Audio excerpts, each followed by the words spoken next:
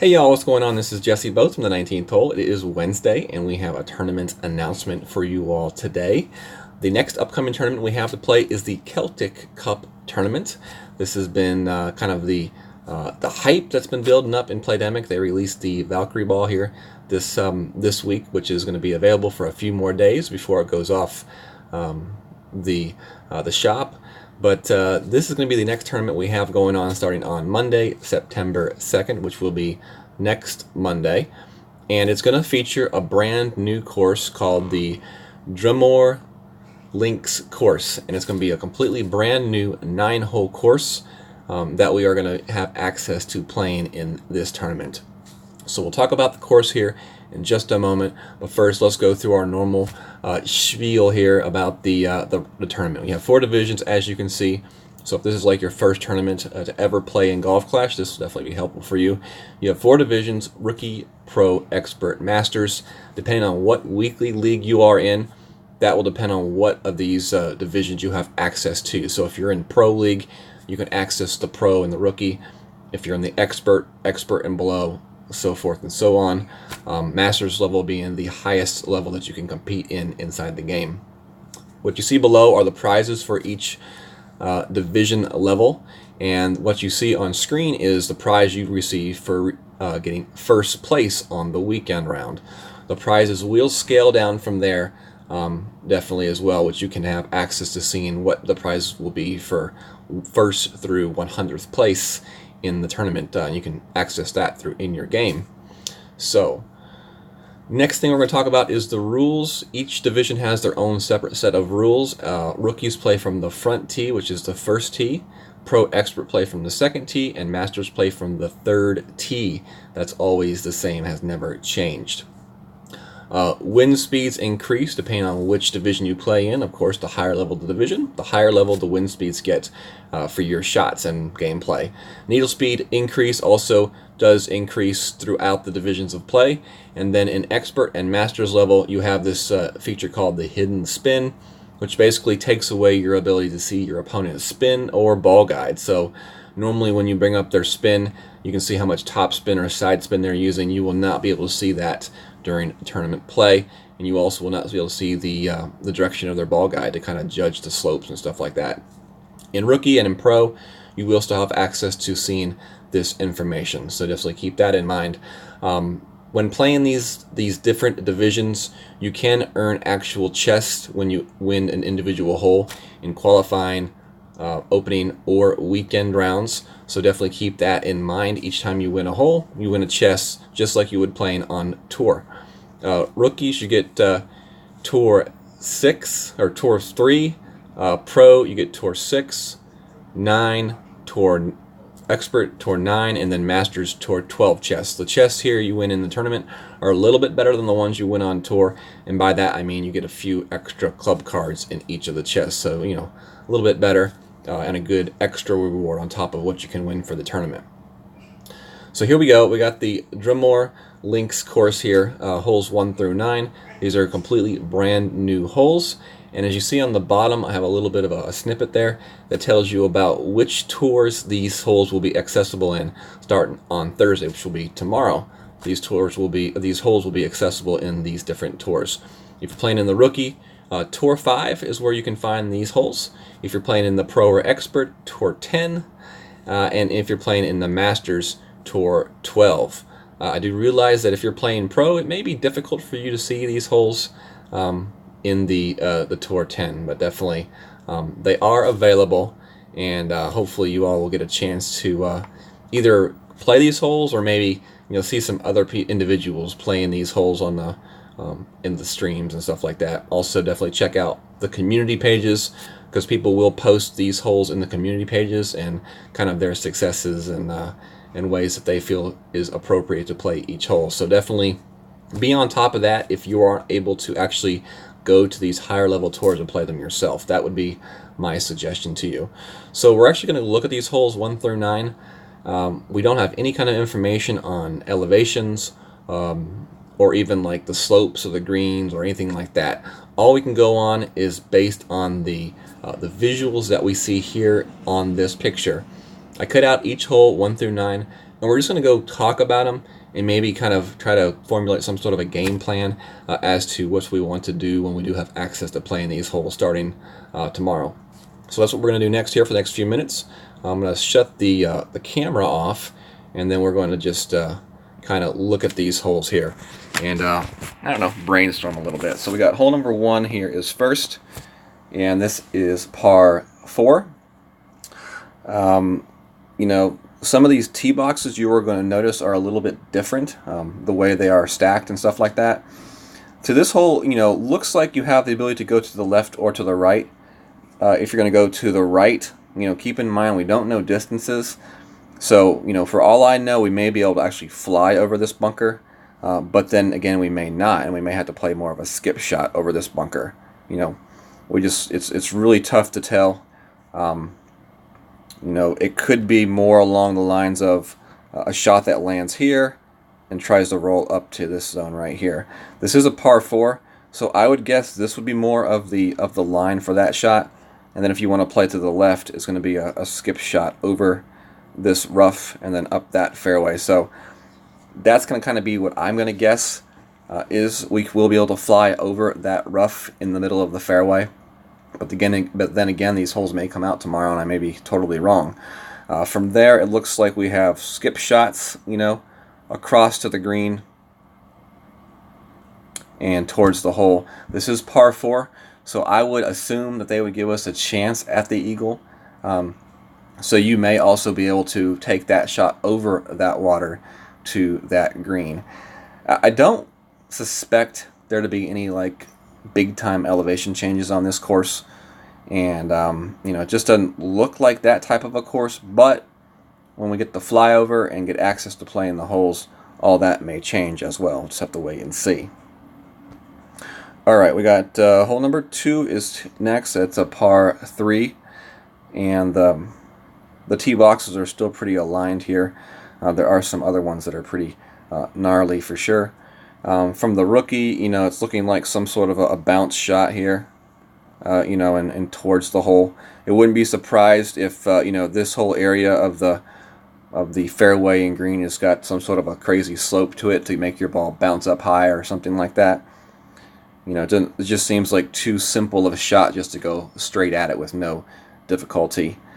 From these next tees back, you know, maybe some sort of a rough bump here, maybe a possibility, or even a, you know, a shot to the green with a lot of backspin or something like that. Hole number 3 here. This is our first par 5, and I'm assuming that maybe with some sort of a power ball, we could place some sort of a shot up to the left-hand side here and bounce over this rough.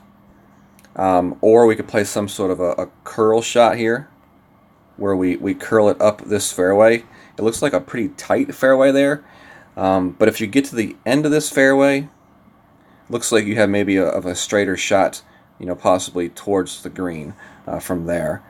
From the left side, it looks like possibly a rough bump there, or maybe even a shot off this little island over the rough and towards the green would definitely be some possibilities. You know, you got this bunker here, so any type of shot, you know, from over here that way would definitely be tough. I think these first 2, you know, areas are going to be the best opportunity that we have to, you know, maybe look in the albatross, but definitely get that eagle.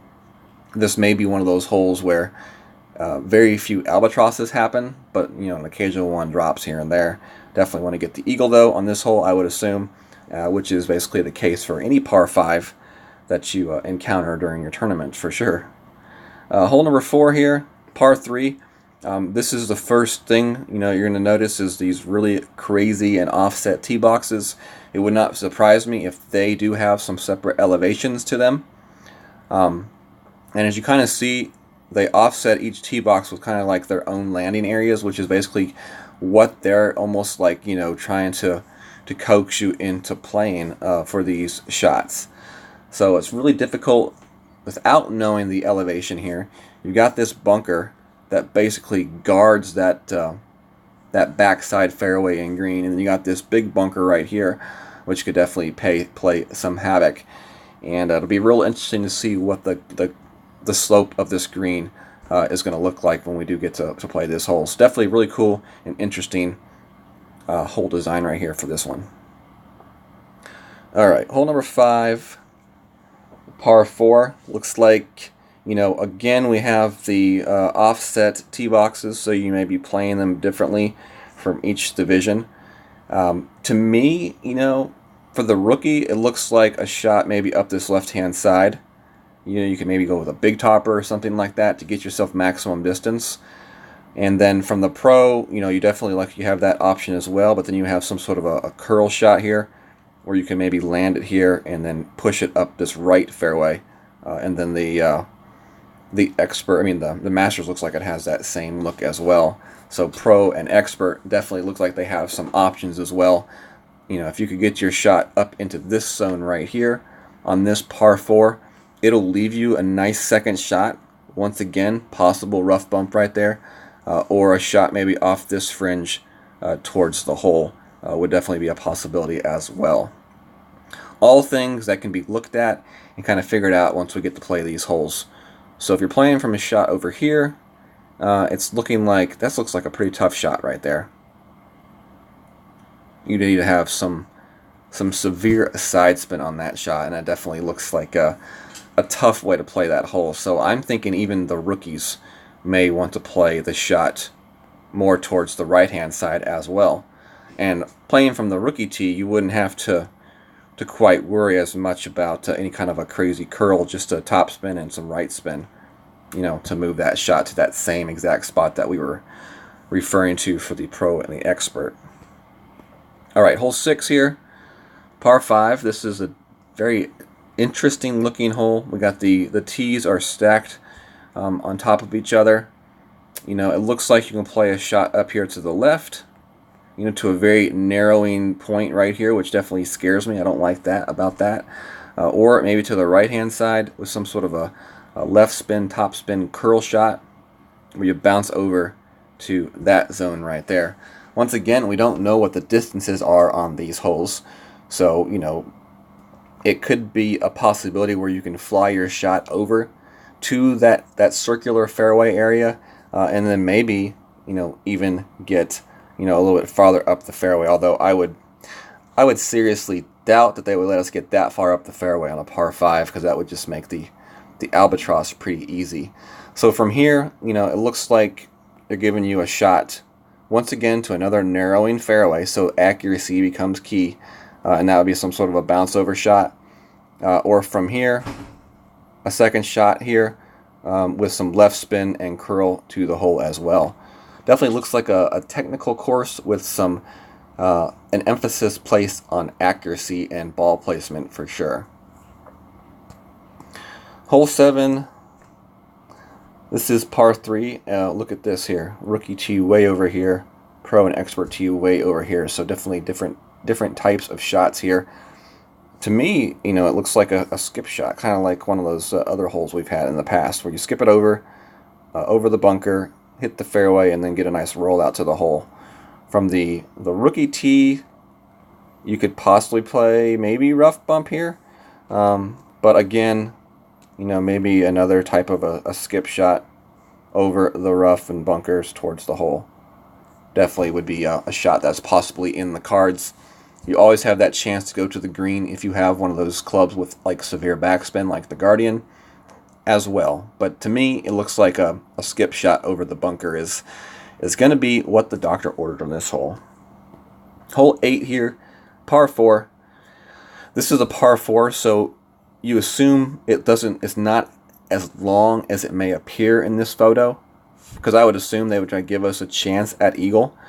So I'm thinking that you have option of playing to the left and skip over to this narrow fairway, or you have an option of playing to the right here with maybe some right curl and right spin to kind of roll your shot out to a fairway that looks to be, opening up as you move up the fairway, which is a nice thing.